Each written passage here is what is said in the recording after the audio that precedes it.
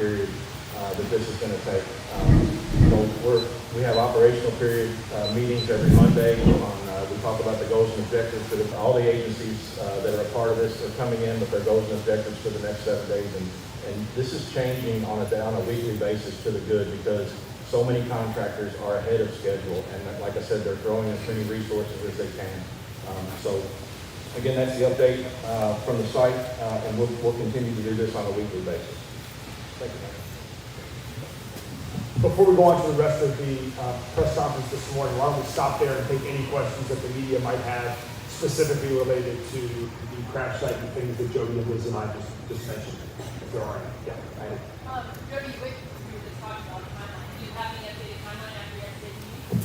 We don't, and like I said, I don't want to say a timeline because, I don't want to be held to that, and things are happening so quickly, they're changing so much. Again, they're still experiencing some challenges, but we expect as time goes on, the resources that are thrown together, that those time periods are going to start to crunch down together. Like I said, we didn't expect to have Don Hudson South open this quick, so the work that's been going on by all of our partners has been phenomenal. What about the environmental cleanup? Are you still having like pressure locks on vehicles, dropping tanks, stuff like that? Yeah, I appreciate the question, because that's one thing that's keeping on the phase two is some of those buildings are still being cleaned off by the contractors. So environmental cleanup is ongoing, with the entire site, but by several contractors that are on site. There may be nothing on the building. They're just making sure that there's no residual from smoke, from particulate that may have settled down during the fire. There is some oil that got to some of the buildings and on some of the bottom parts of the building, but they're just making sure that there's no remnants of anything before they release it back into the business zone. What do you think the reason would be about they are off-road and I have no time frame for that. You heard earlier, I think that sampling down the street or you got to be able to go for that yet. That would be better for MSD, and I don't have those specifics with me right now. What's the action plan for helping out these businesses who are losing out? So there's a lot. The question was about what are we doing to help the businesses. Every business is in a unique situation. That's what the Community Resource Center is for. That's what the Small Business Association, people on the ground are for, to help figure out exactly what they need.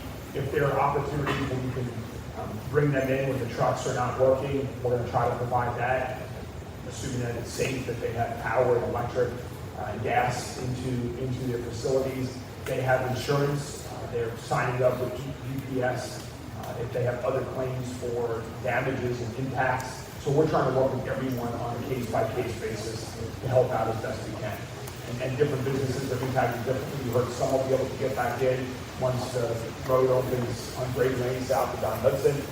Others are still waiting, and there's some right there in the middle of the crash site where it's going to be the longest before that area is reopened. Do you think that so if we rebuild in that area, we should have the industrial area?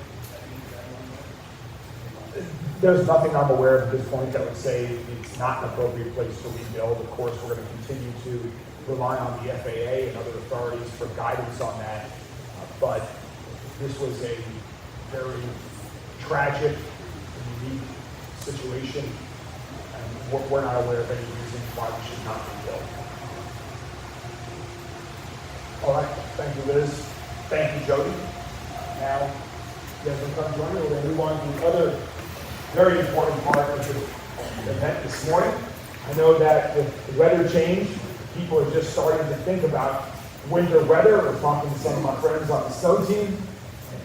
Flurries are in the forecast, hopefully not too much, but I want to reassure folks across the entire city that within Louisville Metro government, we've been thinking about snow and the snow team and how to get ready for snow for many, many months. Ever since the historic snowfalls of last year, we've been thinking about how we can do an even better job this year and in future years. We've been planning, collaborating, and innovating to quickly and effectively respond when winter weather arrives here in Louisville. We want to make sure that everyone can travel safely, that our emergency routes remain open, and our crews have the tools that they need to do their job safely and effectively. And the snow team, our amazing team that's here with us today, who I want to start by giving a giant round of applause.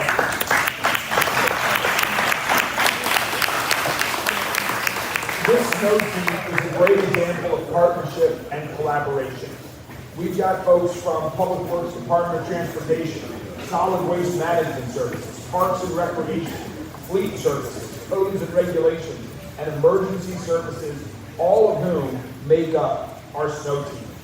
And here at Louisville Metro Government, everyone on our snow team, we are closely collaborating and partnering with other important organizations that contribute. The National Weather Service, the Kentucky Transportation Cabinet, Jefferson County Public Schools, LG&E, TARP, MSD. Taken together, we have over 200 people dedicated to our snow team to prepare for and respond when winter weather happens. We're prepared with more than 32,000 tons of salt, some of which is right behind us in this stone. We have more than 100 pieces of snow fighting equipment at Louisville Metro Government, which is up from last year, we'll talk about in a minute. These crews are amazingly well trained. Our routes are ready, and we have teams in every district across the county monitoring conditions for when snow or ice are forecasted, so we can respond quickly and promptly. Now, we all remember the historic snowfall and winter weather from last year. And after that historic winter weather event, I brought in some consultants from the outside to give us some advice on how we can improve, how we can build and support our snow team even better. And so the consultants from DW Clarence reviewed our entire program and gave us recommendations on ways to strengthen it. And I'm proud to say with their recommendations, we've updated our snow team, we've updated our equipment, our routes, we've improved coordination and communication across our departments. We now have 8 new dump trucks that are equipped on our snow team, at least 3 new pickup trucks, bringing our total, as I mentioned, to over 100 vehicles ready to fight snow and ice if and when it comes. We have new equipment on our snow plows, new guards, new improved plows as well that can do a better job and are going to be more sturdy for the future as well. And like we're doing all across Louisville Metro Government, we're exploring new technologies that will change the way that we can do things for better. I couldn't read my writing. That was 16 new brine tanks as well that added to our total, bringing us to over 24 brine tanks that we have ready for action in this upcoming winter season. So we've learned from the past, and we're ready for winter. We want to ask the community to do their part too when winter weather arrives. Please, only go out if you have to. Stay tuned for updates and to get safety updates.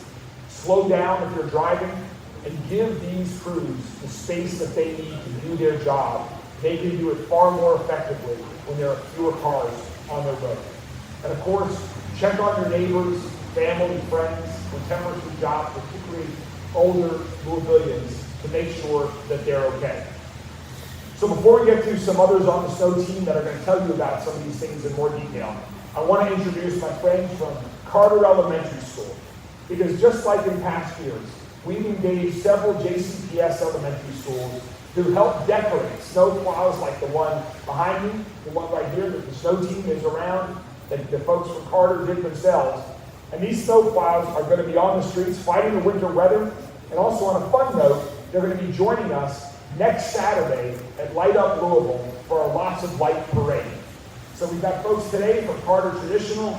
They also, the snow plows are decorated from Brandeis, from Coleridge Taylor, and from Klondike Lane. Those 4 JCPS elementary schools helped us decorate 4 plows as part of our snow team.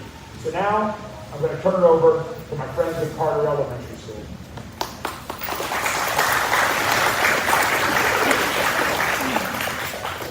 My name is Jenny, and I like to introduce Dale Bell, Department of Transportation.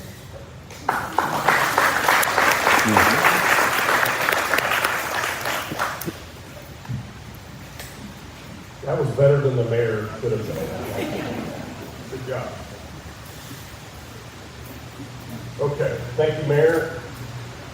team has been hard at work preparing for the upcoming winter season.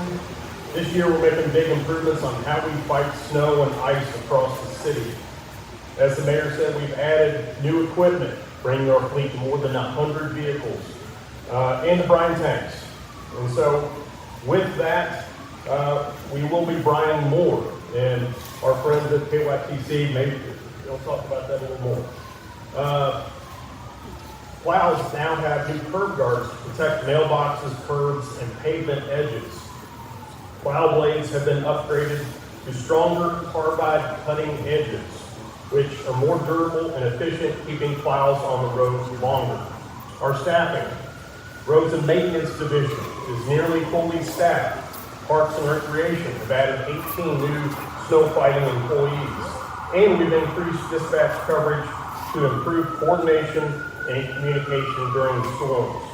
This season, as I mentioned, we will brine more. Brining is a liquid mixture of salt and water that helps prevent ice from bonding to pavement before a storm hits. This upgrade allows Louisville Metro to treat more roads in advance, improving safety and reduce overall salt usage. However, it's not appropriate to brine if rain is in the forecast or if temperatures drop to a certain level. Our crews are trained throughout the fall, including a mock snow event and hands-on safety sessions, which will continue through December. Earlier this month, they treated more than 120 bridges ahead of the freezing temperatures and light snow. We've updated our snow routes and the online snow map, which can be found on the Metro Snow Removal webpage. Our snow team crews provide service to over 2,700 miles of roadway, which is divided into 111 routes. Not all streets are treated equally during the storm, though. Our snow routes are focused on roads which carry the most traffic and those critical to connecting people to large employment areas, neighborhoods, schools, medical facilities, and hospitals. You can view our snow map online now to learn which roads are included in our routes. Metro only plows and treats designated snow routes, not private or neighborhood streets. If your street isn't part of the Metro route, plan ahead. Work with neighbors or HOAs on snow and ice plans, coordinate driveway and sidewalk clearing, and like the mayor said, check on neighbors who may need help. Interstates and ramps are maintained by KYTC. We ask residents to keep the city safe by moving cars off snow routes when snow is expected so plows can clear curb to curb. You don't want your car getting trapped by snow. Don't push snow back into the street. And clear sidewalks, storm drains, and hydrants near your home when it's safe. If you must drive, go slowly and allow extra time because even treated roads can be slick, especially on bridges and overpasses. Please give our snowplows plenty of room. They're large vehicles and sudden moves around them can be dangerous. This year we're working to strengthen communication before, during, and after winter snow events, internally with our partners and with the media and the public. During any snow or ice event, we will share updates on our social media pages and at louisvilleky.gov/snow. And we'll do this every 4 to 6 hours. Finally, please stay weather aware, stay tuned for updates, and most importantly, stay safe this winter. And now,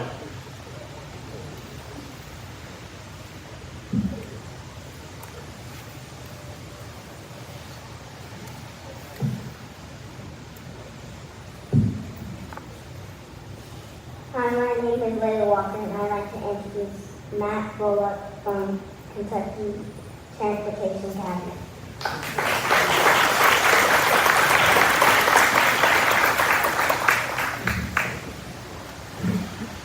You pronounced my last name correctly, thumbs up.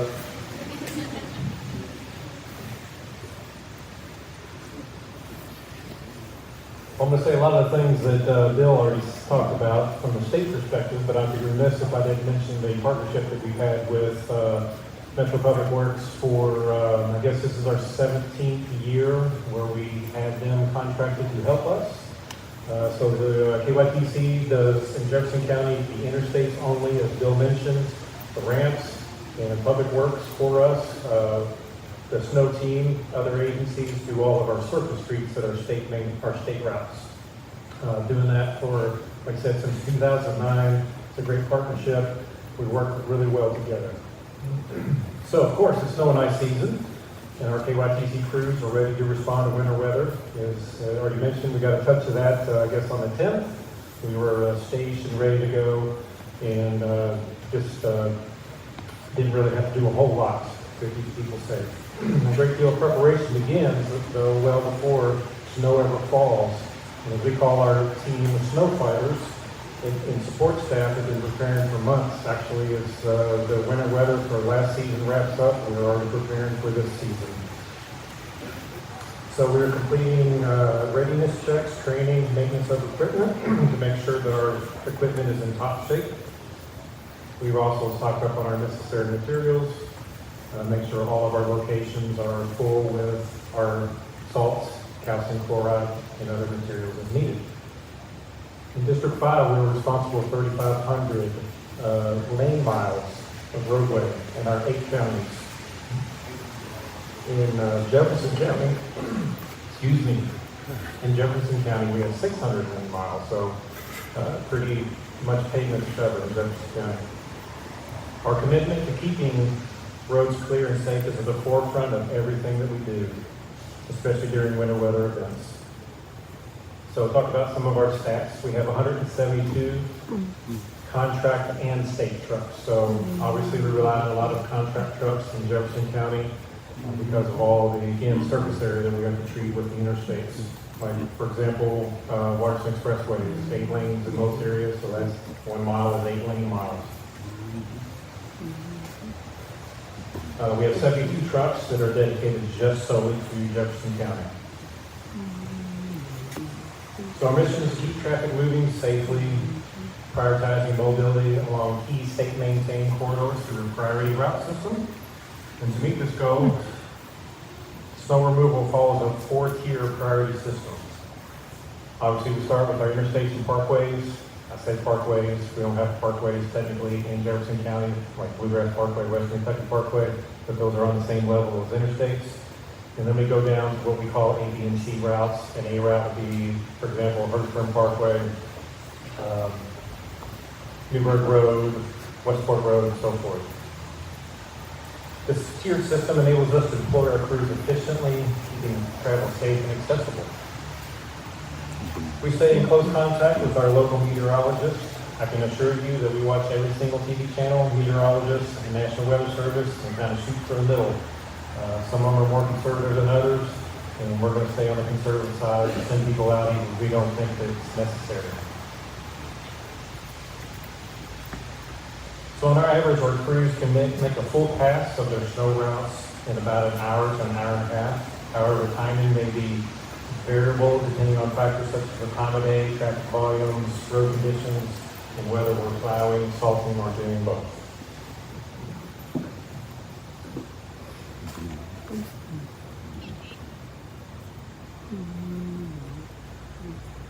So snowfall and precipitation rates can also affect timing as higher accumulations. Accumulation rates may require additional passes or slower travel speeds. There are times when the snowfall rate actually dictates how well we're going to actually be successful and how long it takes for us to do things. An example is the snowfall that we had early this year. There were snowfall rates that we did our passes in an hour, hour and a half, and they were already covered with, a couple inches of snow. And those are the rare times that they can happen. Our snow fighters are dedicated to keeping roadways clear and safe. If you're driving during a snow event, please remember to slow down and give snowplows the room, as already mentioned. Our plow drivers are instructed to go to slower speeds than usually what the speed limit on the roadway is. So I know that some people get very frustrated with our drivers. I know you guys have experienced this before. People honking and swerving and cutting people off that are in trucks, but we're not supposed to go any faster than 30, 35, whether they're plowing or they're salting. If they're plowing, they don't want to throw snow, over into the other driving lane or over an overpass. And if they're putting salt down too fast, that stuff will just bounce off the roadway. So give them the space, give them the respect. Also, of course, as already mentioned, if you don't have to travel to these events, it gives our equipment more room to work and allow the materials to work as well. So for information about conditions of our roadways, where we're working and so forth, it's best to visit snowky.ky.gov. Thank you.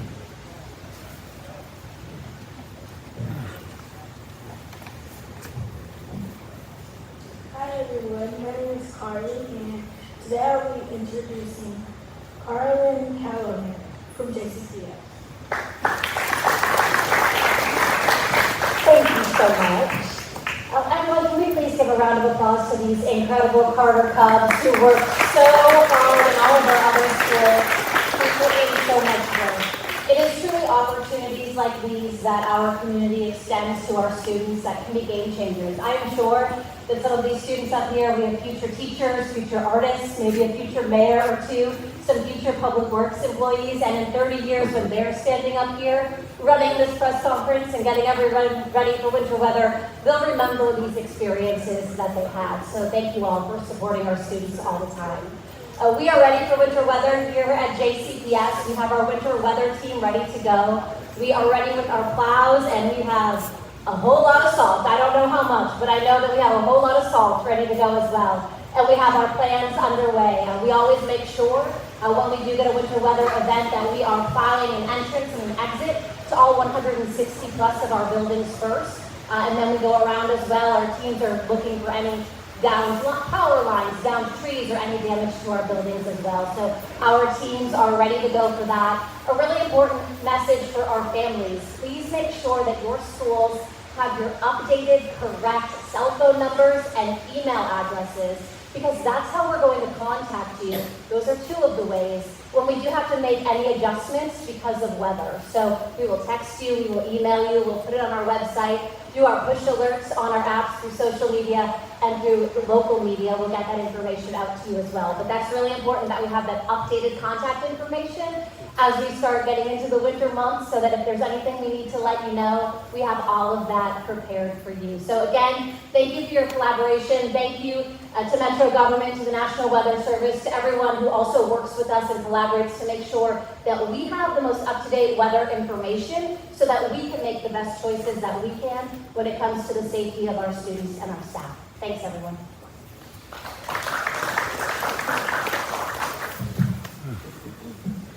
My name is Brayden, and I would like to introduce Fire Chief Brian O'Neill. Thank you, Braden. I appreciate that. So we're getting ready for the holidays. You may see some commercials or other little news pieces about people dumping a turkey into a vat of oil. I've been doing this for 25 years. I've seen a run like that one time. But I can tell you something I've done hundreds of times is regular kitchen fires. That's what we see in the holidays are kitchen fires. So please, please, please, be safe, be careful. You know who you are if you haven't fired up the kitchen in months and months, but now you're going to do it for this big holiday.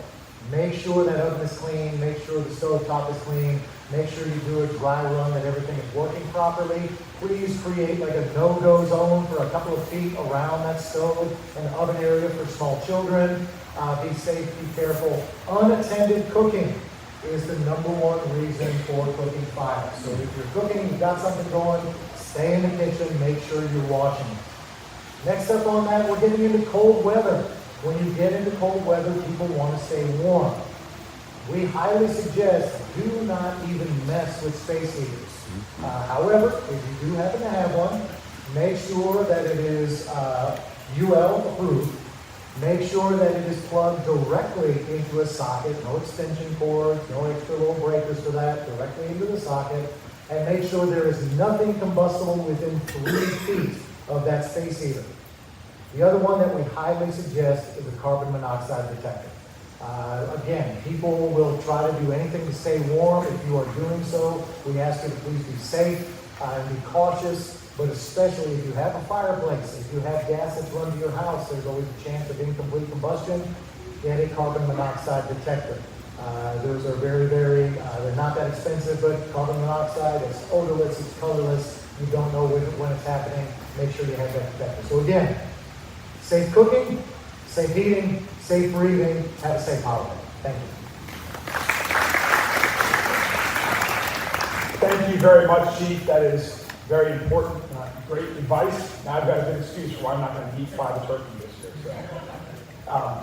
But thanks so much. And one more to talk a little bit more about winter weather. We're going to bring Liz Pratt up one more time from LG&E as our final speaker today. Thank you so much, Liz, for giving us some winter weather advice from LG&E.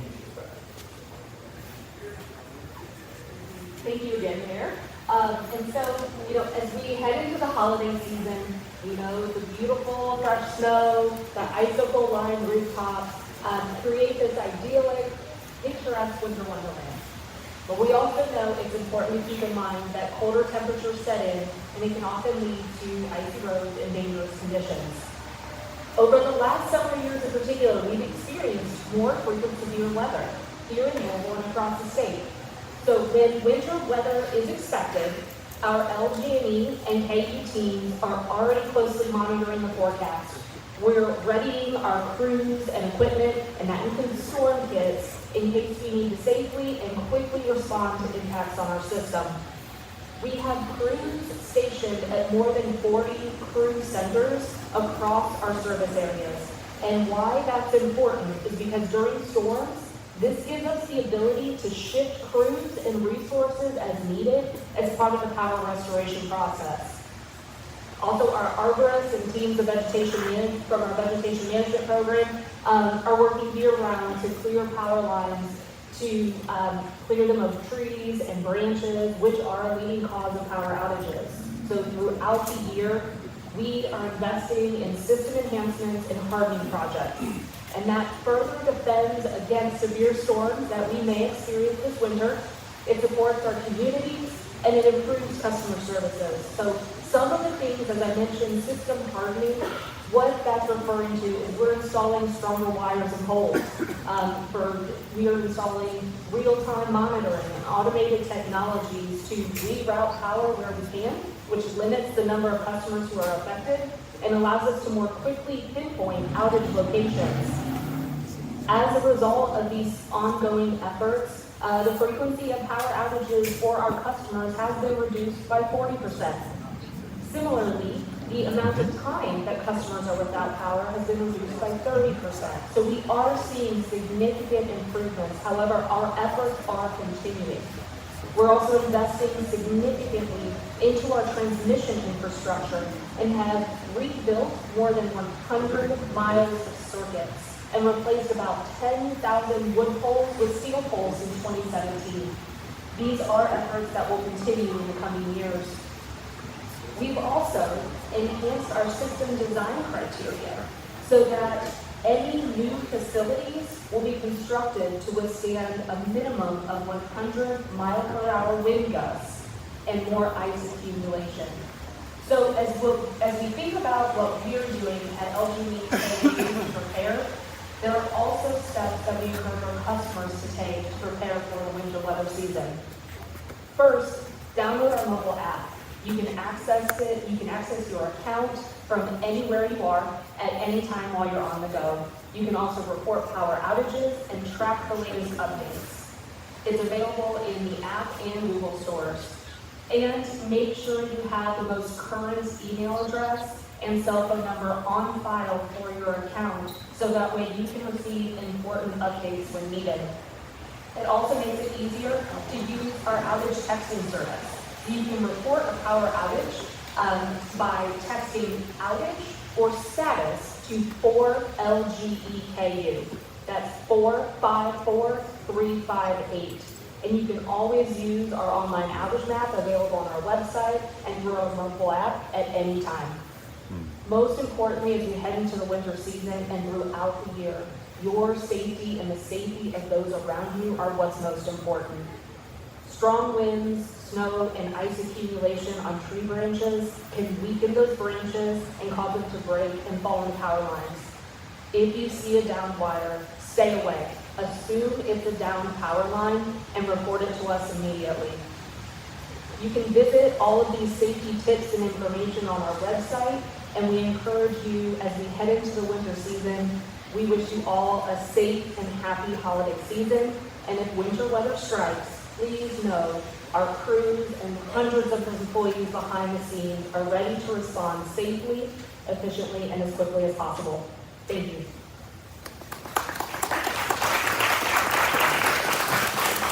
Thank you very much. There's a few final notes. We're going to get the questions from the media here in a second. But there's a lot more beyond just clearing the streets and that goes into supporting people during winter weather that I do want to highlight as well. And we know that there are folks around Louisville that need a safe, warm place to stay. And we're fortunate to have faith groups, nonprofits, and community organizations that want to help. And that's what Operation White Flag comes into effect during periods of extreme cold. And we'll have participating shelters that are participating in this, including Salvation Army, Whiteside Christian Mission, and we're very grateful for their support, as well as the support of some day warming centers that we have as well, including Hope Rescue and Exodus Family Ministries that will operate during extreme weather. We encourage others that are available to help as well. Please reach out to us at Louisville Metro Government. You do need a permit to operate, but we are here to help you get that permit so that you can operate. We work closely with Councilman Hudson and other members of Metro Council on some new language regarding that, as well as a lot of the other collaboration you've heard about today. We want to make sure that every shelter meets proper safety standards, and that's what it's all about. So please, there's an extreme weather application online. If you are interested in helping out, you can contact our Office of Planning. And the last note, during any or snow event or cold weather event, you can always call 311 to report any issues that you have. That's an amazing way for us to get information. And finally, a couple final things. We have some exciting personnel news that goes right hand in hand with the snow team that we're talking about today in this great partnership. I want to please welcome Wes, if you want to come up real quickly. I'll put the spotlight on you for a second. Folks might know Wes as a colleague from MSD who you've seen at this podium many times before. Wes is our new Executive Director of Public Works. Wes, I want to welcome you to the key responsibility you know. Wes is a native Louisvillian. He's been at MSD for nearly 20 years, and we're excited to see as he continues in this new role. That's it. Absolutely. I won't hold you up here too long. So, first of all, thank you all so much for the work. It's going to be hard to use these with what you're doing. So thank you. To each of you all, I am so looking forward to working and meeting with each of you all. The job that you all do every single day is so important to the safety of our community, the economy, and to the public health and cleanliness of our community. And so I tip my hat to you all.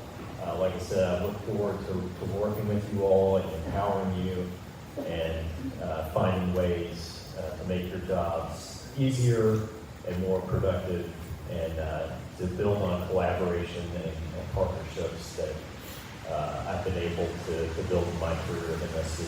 And so, really looking forward to getting started, and I just want to say thank you to Mayor Greenberg and Deputy Mayor George for their confidence in me and trust in me to work with each of you all. So thank you. Congratulations